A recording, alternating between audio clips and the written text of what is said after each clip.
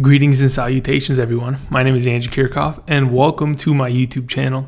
Today, we're going to be doing something a little bit different.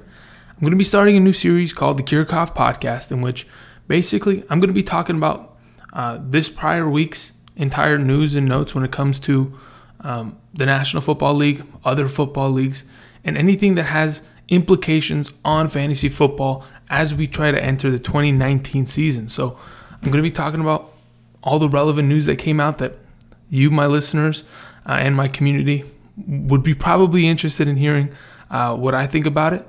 And that's exactly what we're going to be doing. So it's a little bit different. It's the first episode 1 of the Kirchhoff Podcast. But without further ado, let's get into that. Before I begin, I want to go ahead and thank everybody who checked out my first video of 2019, getting back into it, talking about whether or not Todd Gurley is still the #1 overall pick. Appreciate those of you commenting in the comment section. Appreciate everything you guys do for me, my community. Other than that, if you haven't already, click that subscribe button or hit that bell button right underneath me. It's usually down near the description of the video to get all the latest videos in your inbox and notified. So without further ado, let's get into today's first topic, where it has to do with Kareem Hunt. Now, the headline I have is Kareem hunting no more, which is basically my thoughts. Well, Kareem Hunt, as we all know, had a domestic violence dispute earlier on in 2018, and it didn't. I think around week 13 of the National Football League regular season, he was released from the Kansas City Chiefs as more news came out, video evidence came out that he had, gotten into a dispute, and he was basically done. From then on out, everybody was basically thinking, what's going to happen to Kareem Hunt? Is he going to play this coming year? Is he going to be suspended for, extended period of time? Is he ever going to get off of the commissioner's exempt list? And those were the questions that were floating around. And just recently, earlier this week, the Cleveland Browns had picked up Kareem Hunt on a, as I mentioned, 1 year, $1 million deal, where basically it's $0 guaranteed. So practically, Kareem Hunt is a free player for the Cleveland Browns. They're going to be testing him out, and they're going to see if he's capable of keeping to his word and being a responsible adult #1, and then just being a great teammate for this team in order to help them win football games. A little bit of the noise had disappeared revolving Kareem Hunt, so the Cleveland Browns felt comfortable enough to be the first team to approach this and attack it first. And to be honest, other than taking like a PR shot in which you kind of need to put out a couple, press, comments here and there saying, obviously we don't condone his actions from last year, but we believe that he can obviously prove himself to become better. Obviously, you just got to release something like that as an organization in order to kind of sweep it under the rug. Otherwise, I don't see any other backlash other than the fact that people who own Nick Chubb in dynasty leagues are pissed off right now. So there's a couple questions at hand when talking Kareem Hunt. I'm going to be going over that. To begin, the main thing is, okay, where does Nick Chubb and Duke Johnson's value go from here on out? Like going into the 2019 season, whether you play dynasty or whether you play in a redraft format, where is their value going forward? And then there's other questions like whether this is an actual good move for the Browns, right? As an organization, or are they going to improve? Will this make the offense that much better? There's other questions like, is Kareem Hunt, like I mentioned before, is he going to be suspended for a long period of time?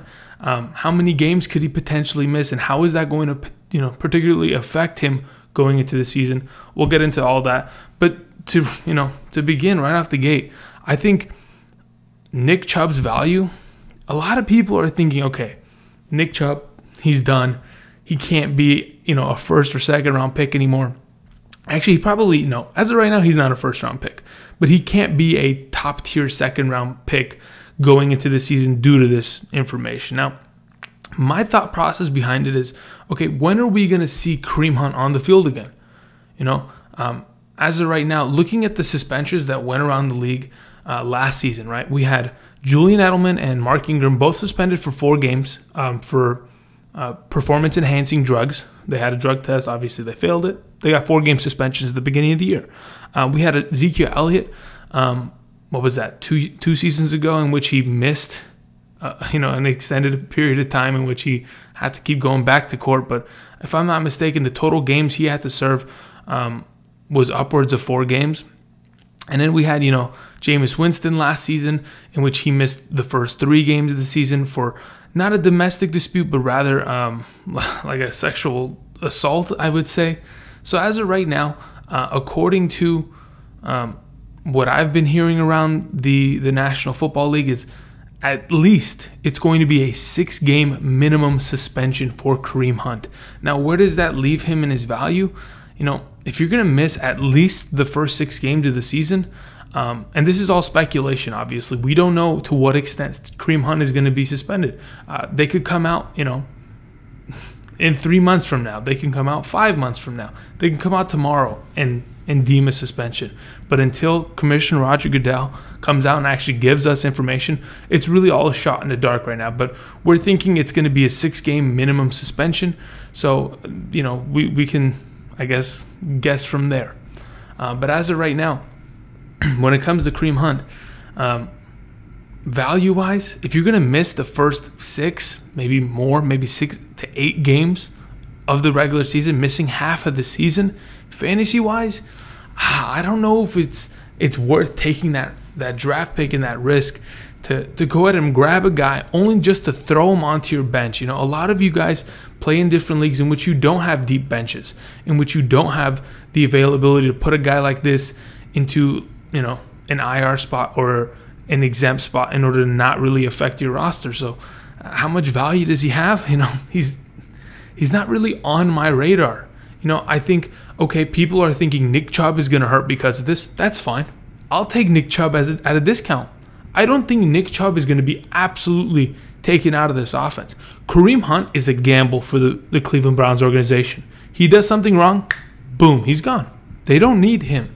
But they're willing to take the risk in order to, believe in this guy and say, hey, if you can get your stuff straight, we're willing to support you, and you can come in and help this team win football games. Now, if he's able to do that, great.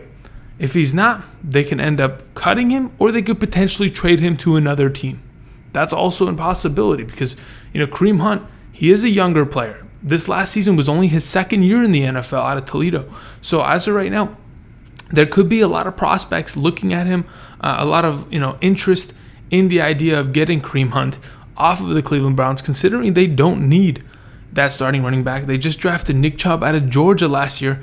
In his rookie year, he was one of the better running backs after they had traded away Carlos Hyde. So, what kind of value does this hurt on Nick Chubb? I'll take him at a discount. I don't really mind because I don't think Kareem Hunt is 100% going to be coming in, and just taking the entire role from him. Yes, there's a possibility that he could start working into the game and taking away carries from Nick Chubb, but I don't think it's going to hurt him that badly.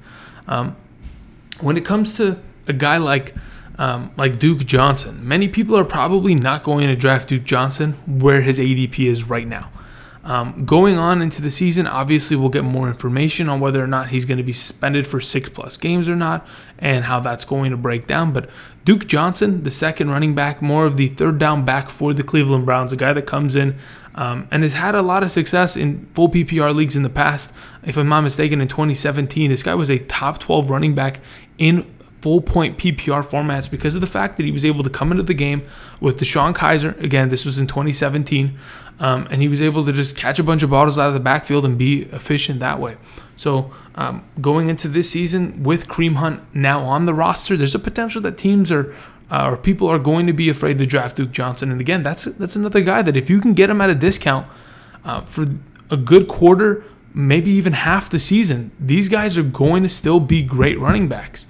So as time goes on, we'll get a better idea. But I think, Nick Chubb, obviously, he's a first 2 round, probably second round running back. This will probably drop him to the end of the second, perhaps even into the third. Potentially into the third because of how many good wide receivers there are in the NFL as of right now. So He's probably a 3rd round pick, and you know, if you need that running back there at that spot, he's not a bad draft pick. But anyway, let's move on to some other ideas when it comes to this specific situation. Will they eventually trade Kareem Hunt? Because that's always a possibility. And, you know, for those of you who have Kareem Hunt or Nick Chubb or Duke Johnson in a dynasty setting, like, how does that specifically affect you? Nick Chubb owners might be losing their minds. They're trying to sell low as fast as they can. But to be honest, if I'm in a dynasty league right now, I'm going and asking that Nick Chubb owner what he wants for Nick Chubb. I particularly do not think that just the addition to Kareem Hunt into this backfield, it is going to deem him worthless. I have very high hopes that Nick Chubb can continue to be very good in this backfield, and he's going to be able to produce. So I don't mind going after and picking up a guy like Nick Chubb. Now, for those of you who own Kareem Hunt, on the other hand, that's a little bit different, right? Because this is a 1 year, no guaranteed, he can be cut at any moment kind of player. And really, what can you do with him in Dynasty? If you can go ahead and find value in trading him, you can go for it and do it. But to be honest, you might as well just hold on to him and see where this turns out, because there's always a potential that he could be signed by another team who's in need of a really good starting running back. A lot of the Eagles could pick him up.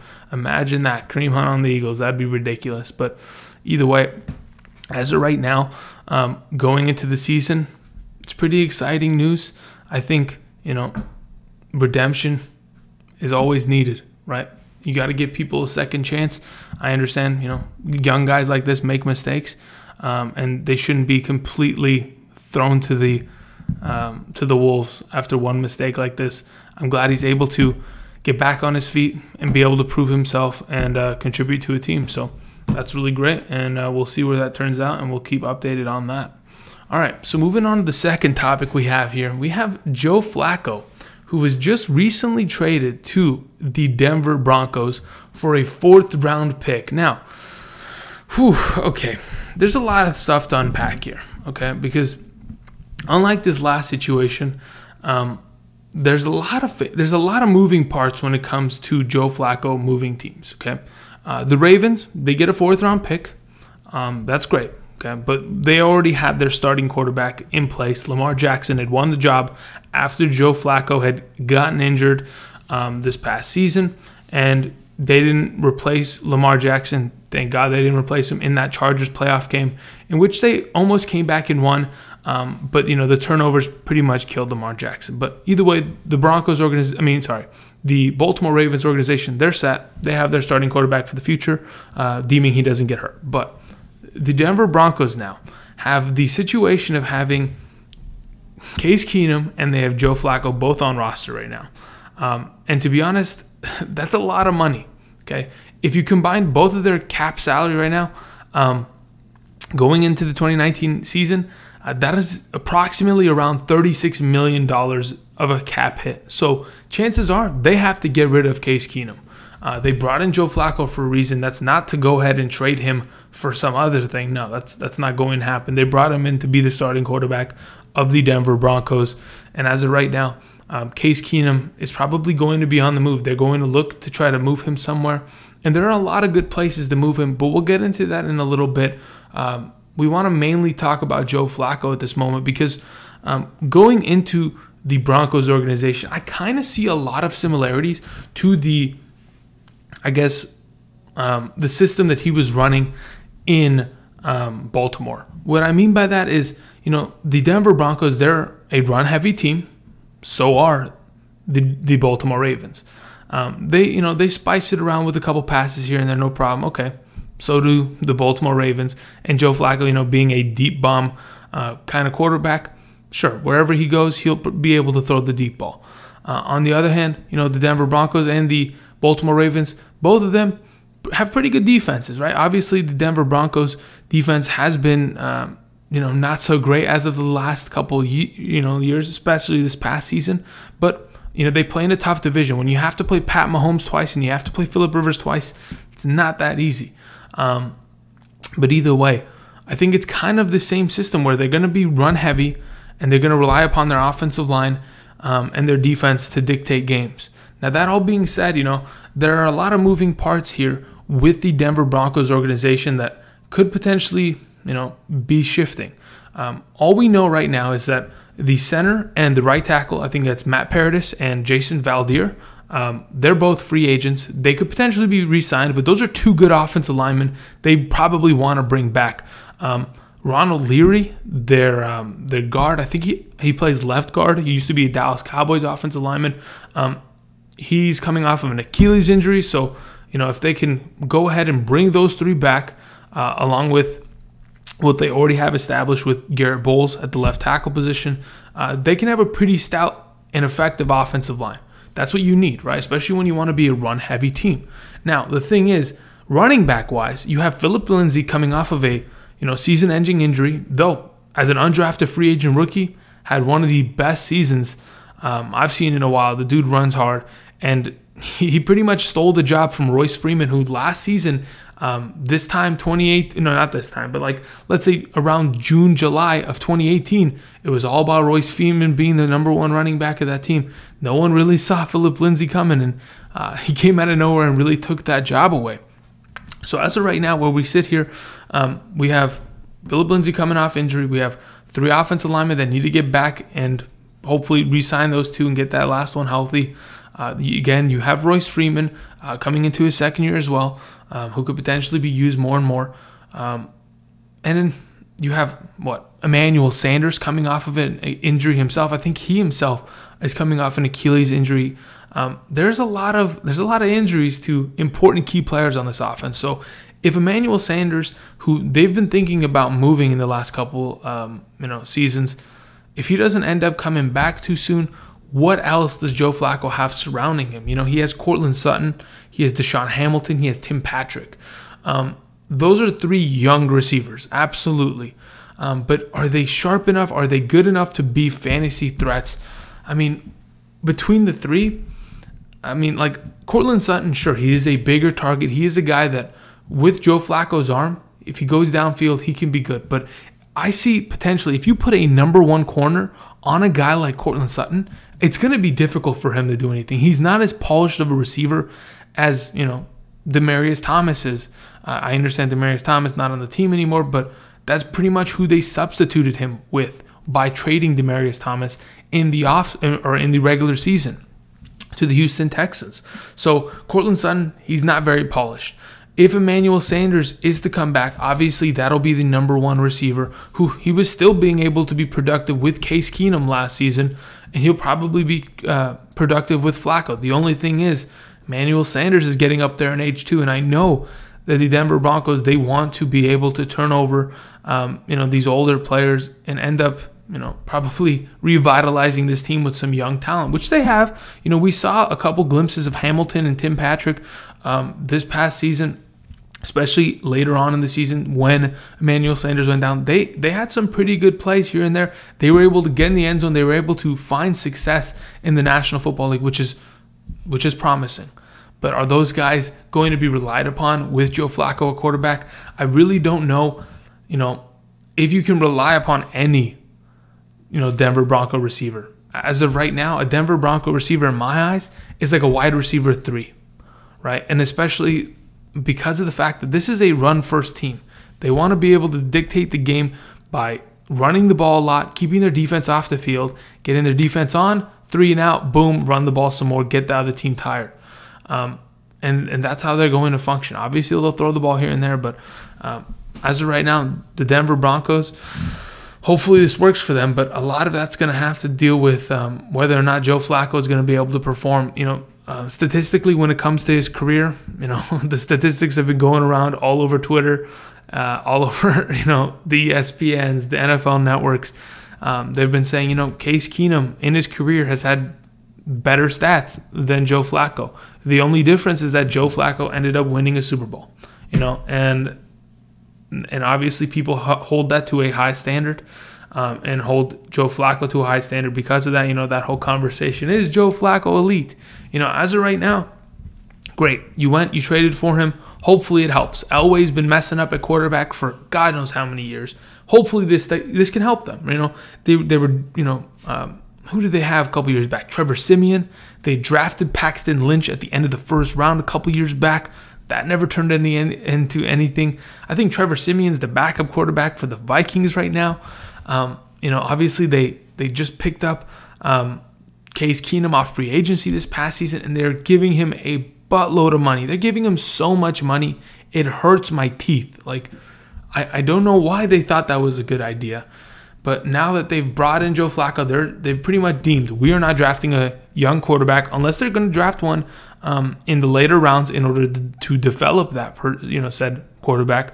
But as right now, we'll see what happens. But this team, the Denver Broncos, fantasy-wise, going into this season, a lot of it's going to have to do with Phillip Lindsay and Emmanuel Sanders, assuming they can get back and get healthy and be able to produce. Other than those two, everything is pretty much, lower end, lower tier talent and value. So anyway, as I mentioned before, I wanted to also talk about Case Keenum and his potential because there are a lot of potential moves coming in the future. We've heard a couple things from John Elway, who is the active GM for the Denver Broncos. I think this offseason, a couple weeks back, I think it was a little bit before the Pro Bowl, right? Someone asked him like, "Oh, would you be interested in trading Von Miller?" And he's like, "Yeah, we will look at every option," right? And Von Miller was pissed. Von Miller's mom was pissed. Everyone in that family was pissed. Like, how can you trade this? How can you trade my son? He won you a Super Bowl. That sack, fumble, strip, touchdown against Cam Newton is pretty much, sealed the deal. Peyton Manning didn't do anything that year. He was a noodle neck with half of an arm. Blah, blah, blah. Either way. So, obviously, this team, they're looking to rebuild. I don't know how much they can rebuild around Flacco, but I guess this is a piece that they're going to hold there that potentially could do them decently. But either way, let's talk about Case Keenum really quickly. Case Keenum, where do I see him potentially moving on to? Where can they potentially move him? If they release him, where are the potential places he can end up? Because I still think that Case Keenum could potentially be a starting quarterback in this league. And I think there are two teams in my eyes that he most likely will end up, hopefully, who are in need of quarterback. Right now, the first option that's going around by a lot of people, obviously, is the Jacksonville Jaguars, right? I don't really like that idea. I think the Jacksonville Jaguars themselves, they're in some trouble. They need to, with Tom Coughlin being the head of player personnel, they need to figure it out. They've been struggling a lot. I got to clear my throat, excuse me. They've been struggling a lot, and obviously that decision to keep Bortles and give him money, that was beyond anybody's thought process. I don't know why they did that, and to be honest, they'll have to live with that, and they're going to take some cap hits here and there. But as of right now, people are saying, oh, perhaps he can go to the Jaguars. But I potentially think that the best place for him to go would be the Washington Redskins. If you want to go to a team that is a competent quarterback away from, or not even a competent quarterback, let me redact that statement, a healthy quarterback. The Washington Redskins, as of right now, they are a healthy quarterback and a somewhat healthy offensive line away from being a playoff team. They proved that this last season. All they needed was Alex Smith to not turn over the ball. He didn't even need to score that many points. He didn't have to throw that many touchdowns. He was throwing about one touchdown per game. They had Adrian Peterson back there. They had a beat-up offensive line, yet they were winning games, and they were in the lead of the NFC East for majority of the season. So as of right now, I'm thinking if Case Keenum can end up finding himself on the Washington Redskins, they can potentially be a playoff team. Now, I understand, the Dallas Cowboys won that division with, Amari Cooper. They're that much stronger. We saw the Eagles also make the playoffs with a strong last-ditch effort with Nick Foles. So, yes, there are two teams there that are playoff teams, but I still think that there is a lot of talent. There's a lot of potential that this Washington Redskins team has. They were able to win some games last season that a lot of people were surprised about, and particularly me. I was surprised that they were as good as they were, and they had a a heart of a champion. They didn't give up. They wanted to win every single game, whether or not they were going to make the playoffs. They tried hard, and if they can get Keenum, I think it could be potentially good. Fantasy-wise, I don't think that helps. Potentially it's going to help, running backs like Darius Guice, assuming he's healthy. I don't know what's going to happen with AP over there, but Darius Guice, Chris Thompson, that could help them. Other than that, that pretty much wraps up this entire thing with Joe Flacco moving to the Broncos. We'll see how this turns out, but it's still early, so we'll see. Either way, let's move on to the next topic we have on hand. We have Antonio Brown. All right, so what happened with Antonio Brown this week? All right, I got to read the quote, word by word. So earlier this week on Twitter, Antonio Brown tweeted, and I quote, "Thank you, Steeler Nation, for the big 9 years. Time to move forward. # new demands." End quote. Now, what exactly does this mean? Antonio Brown has made it very apparent, whether it was earlier on last season and especially in Week 17 of last season, that he is not satisfied with the specific situation that he is in. He has obvious, there's a rift between him and the coaching staff. There's a little bit of a separation between him and the front office. There is some complications there. To what extent? Obviously they don't give out too much information, but we know that Antonio Brown is not satisfied with his current situation. The thing is, he's under contract for the next 3 years with the Pittsburgh Steelers. Now, he has come out, he has tweeted this, assuming that the Pittsburgh Steelers are going to trade him away. Now, these are demands that he is making. Obviously, he has signed his contract. He is obliged to, uphold his contract and play for the Pittsburgh Steelers the next 3 seasons. Now, we've seen just this past season where another player on the Pittsburgh Steelers, Le'Veon Bell, kind of had the same situation. He wanted to actually stay in Pittsburgh. He wanted more money, but they wouldn't give it to him. Therefore, he held out. I think there's a potential that Antonio Brown, might not get what he wants. Yes, he might have these demands, but if no team comes knocking for him, there's a potential this guy ends up, sitting out in the 2019 season, which would be absolutely terrible.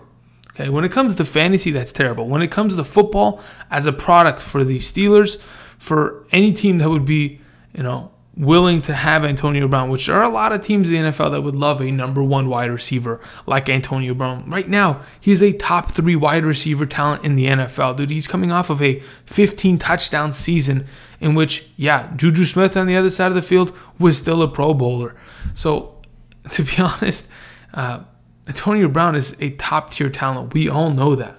But the question is, is the Steelers organization, is Steeler Nation going to let him walk out the front door? Are they going to, submit to his demands? I'm not sure if that's going to be the case. So what are the potential things that are going to happen, right? I think that, the Steelers front office, the GM, the owner, they're going to play a little bit of rough ball here. I don't think they're going to give Antonio what they want unless, comes forward a team that is willing to give a lot. Because Antonio Brown, as I said, is a top-tier talent. And if you want top-tier talent as of right now, especially in a guy that he could, potentially could be said to be in his prime, you're going to have to pay a lot. You're going to have to give that first-round pick eventually. You're going to have to give like a first-round pick for this season, and then maybe even a second-round pick for next season, and then a fifth-round pick for the year after. You're going to have to give up a lot. Right, and not only are you going to take that cap hit, because I think he's getting paid around $21 million a season, you're going to have to take that on top of it. So you're going to have to give a lot for Antonio Brown. So I see teams like who are trying to make some pushes towards the playoffs this coming season, who think, hey, we're one more piece away from becoming a real contender. I see those teams potentially coming and making offers, but I don't think anybody's going to break the bank. There's speculation that the 49ers might come and make an offer with Jimmy G coming back off that injury. You have George Kittle, who ended up proving himself. You'll get Jerick McKinnon back. We have a team there under Kyle Shanahan who is extremely impressive with all the injuries they sustained and in the backfield at the quarterback position. They were still able to compete all throughout the season, and they're still a young defense who's going to be able to improve through the draft, through free agency. And it's, to be honest, San Francisco, that's a desired location. I'm sure pretty good players are going to want to go there. Now, is Antonio Brown going to end up there? I'm not sure if the 49ers want to go ahead and give away picks for that. Obviously they have the available cap space. A lot of teams have available cap space to do so. There's teams like the Raiders that could potentially make a play for him. But, as of right now, from what we've seen with the Raiders, they don't look like a team that's wanting to bring in players. They're looking like, hey, let's get rid of everything and let's draft a new team. Let's rebuild for the next 3 seasons so when we get to Vegas, we can make that big splash. That's what they look like. But as of right now, the 49ers, they look like they're a couple pieces away themselves. But again, they play in a tough division. They got the Rams, who were just in the Super Bowl. They got the Seahawks, who are another playoff team. If they want to be able to get to the playoffs themselves, they got to make some big pushes, and potentially Antonio Brown could be that push. There are other teams like the Indianapolis Colts who have been thrown around. They have, I think, about $100 million in cap space this offseason. That $20 million is not going to hurt. And if you can bring in another piece and put him on the other side of T.Y. Hilton, sure, that could be great. But to be honest, that idea has been thrown around here and there. They already have T.Y. Hilton. And we know Andrew Luck loves to throw the ball to tight ends. He loves it, right? And he has 2 good tight ends. He has Jack Doyle. He has Eric Ebron. I don't think he needs anything else. If anything, maybe they bring in a running back. But to be honest, you don't really have to, because Marlon Mack was able to prove himself. He's great. The offensive line's great. I don't think they need to make any moves. So who is going to get Antonio Brown? Is there a team? Could the Jets go and make a play for him? Could the Dolphins go make a play for him? These are all questions. And until somebody wants to make a move, until someone's willing to give away a lot for Antonio Brown, we never know. Again, he's 31 years old. His contract's pretty big. You're going to take a couple hits, and when it comes to cap space, especially if you don't have it, it's going to hurt. So as of right now, we just got to hope that this gets settled either, in the near future, or he decides, okay, I'm going to play. Because I don't want another Le'Veon Bell situation in which I have to blindly draft this guy and hope, please trade him or please play. I don't want that situation to go down. I know many of us don't, so we'll just got to hope that that doesn't come to fruition. Now, other than that, if in fact Antonio Brown is to be moved, in the coming future, where does that leave the Pittsburgh Steelers offense? Without Le'Veon Bell, without Antonio Brown, this is a different team. Now, that all being said, they have a lot of young talent. James Conner was able to step up. Yes, he got injured later on in the second half of the fantasy season last season.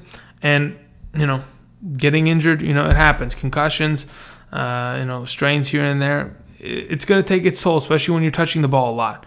So, obviously he'll get used to it. But James Conner, he's going to be the running back of that team going forward. The number 1 wide receiver, if there is no Antonio Brown, that's no problem. You have Juju Smith-Schuster.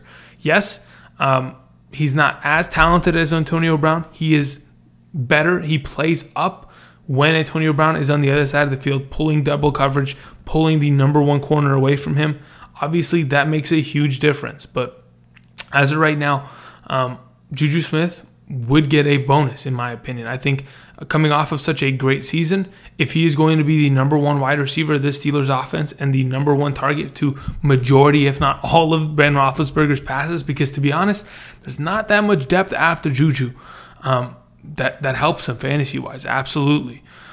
Other than Juju Smith, obviously we know, they have Vance McDonald, they have Jesse James at the tight end position, but, do they have any other wide receivers? They drafted James Washington this last year.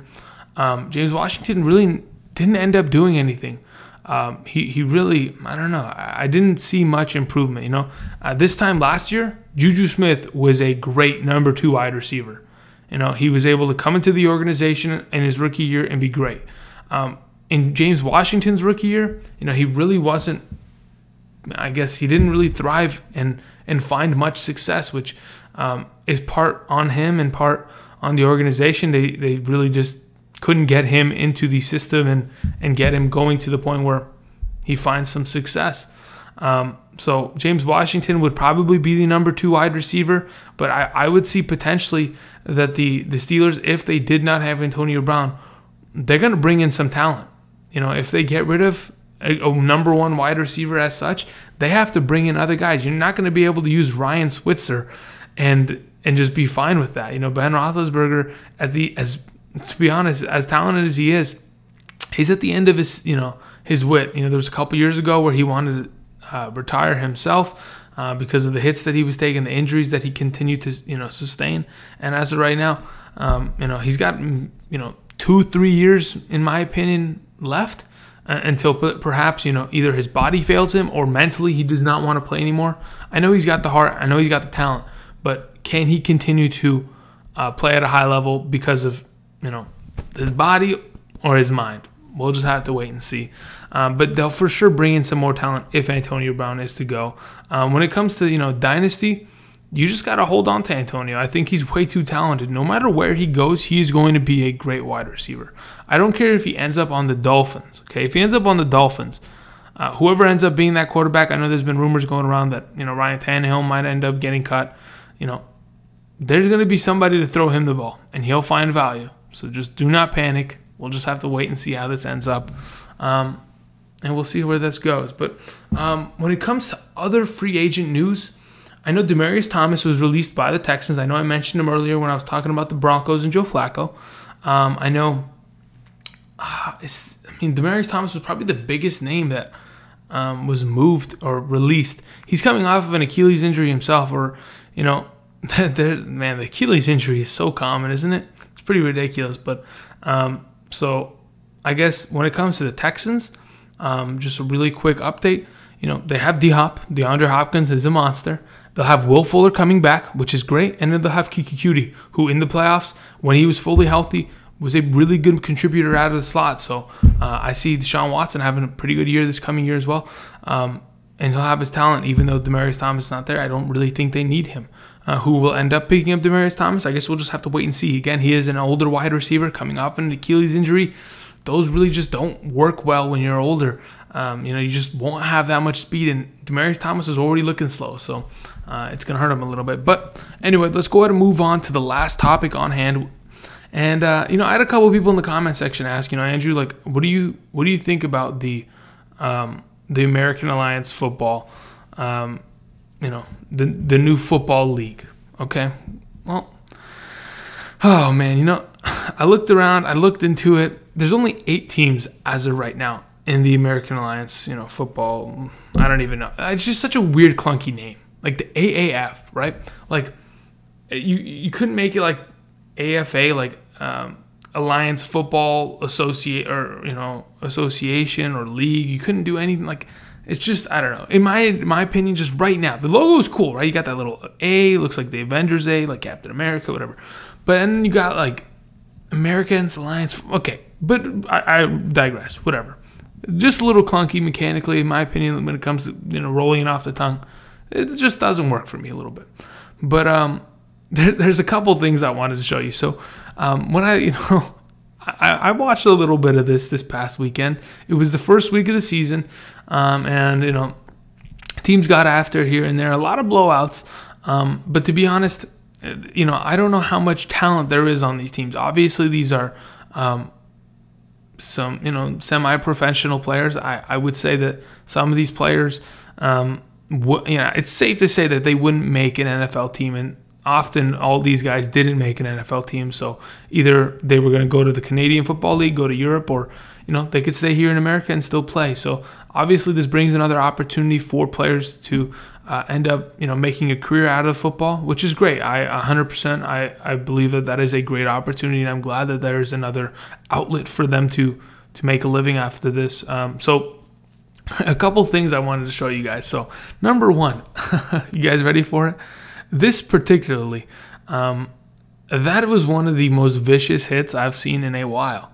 And to be honest, it's pretty ridiculous because of the fact that in the NFL, I haven't seen a hit like that in a while. And if I have seen a hit like that, by all means, there was 6 flags surrounding that quarterback, and that was a automatic first down, personal foul for unnecessary roughness on the defense. So that hurts. Again, there was another play from this past weekend in which this quarterback got absolutely annihilated. right? So there are multiple quarterbacks getting absolutely destroyed, and that kind of feels like football, right? We all grew up loving that hard smash mouth football in which people are getting absolutely destroyed, right? You get a audible gasp when you see that, right? There's a little bit of excitement. You're like, bam, woo, that is, that's pretty jarring. But to be honest, like, other than those two really big hits, like, what does this, football league have to offer? I looked into it. There was a couple notable names that I was able to visibly, like, going through the rosters, pick out. Number one, the biggest name that I saw, Trent Richardson, former, Heisman winning running back of the Alabama Crimson Tide, a guy that has won a national championship, guy that was drafted, I think, number 3 overall by the Cleveland Browns many years ago, was then traded to the Indianapolis Colts. A guy that, eventually ended up with the Raiders, and his career, disappeared. But in college, this dude was a monster. Got into the NFL, wasn't able to produce at all. But he plays for, I think, the Birmingham, Alabama team in the AAF. Ended up having 2 touchdowns this past week, even though he had 20-something carries for 58 yards. I think it was 22 carries for 58 yards, about 2.5 yards per carry on average. Didn't look great, right? But no big deal. They ended up picking up the win. Other than that, I saw guys like Christian Hackenberg, who was drafted many years back into the National Football League. I guess most notably, he was on the Jets. He didn't play well, to say the least. A lot of, sketchy play here and there, a lot of quarterback play that was just not great this past week. I saw other guys like Phil Sims' son, Matt Sims. He was the guy that got hit like this. I'll go ahead and pull that back up. Yeah, that's Matt Sims, absolutely getting, broken in half there. So obviously there's talent in this league. Now, whether this talent is good enough to, get me sitting down on Saturday or Sunday to watch this league, I don't know. I don't know if there's enough. There's 8 teams. There's not too many names that kind of come to mind or are instant. What am I trying to say? There's not many names that I guess intrigue me. There's not enough talent in this league. Yes, they're talented, right? These guys are playing football at a pretty high level, in my opinion. Obviously, it's not as high as the NFL. But as of right now, when there's no baseball, the NBA is getting into All-Star Weekend, just about past halfway through the season, we sit here and we really don't have much to watch. So if there's a football game on a Saturday or a Sunday, and it happens to be the AAF, I could potentially sit down and watch it. I just don't know if there's much reason other than to be kind of entertained. I don't really see much of a reason to watch this. Like, off the top of my head, like, I instantly thought, okay, they're doing this. Let me see. I saw 8 teams, and I thought to myself, well, you can't have a fantasy league out of that. So what can you have? If you were ever to put together a fantasy league for that, you'd have to have 1 quarterback, 1 running back, 1 wide receiver, 1 tight end, 1 defense, 1 kicker, and that's your roster. Because you only have 8 teams. And if you want to have like an 8-man league, 6-man league, that's pretty much it. 8-man league, if each team gets 1 quarterback, great. I saw a bunch of teams use multiple quarterbacks this past week. That's a mess in itself, right? Obviously, these teams are trying to figure out who to use a quarterback. I get it, so on and so forth. But as of right now, this league, I guess it's decent other than, daily fantasy, in which I'm not going to be participating in with this league. It's there. Does it excite me? No. I'm more excited about the NFL draft. Goodness gracious. I'm more excited about guys like Kareem Hunt getting re-signed.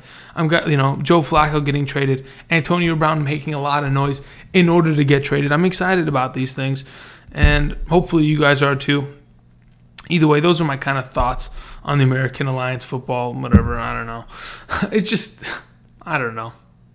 I'm hoping it ends up being something, so it's another outlet for some players that, spend 4 years of their college, don't end up getting a degree, but try to go make it to the NFL, get cut, don't make the practice squad.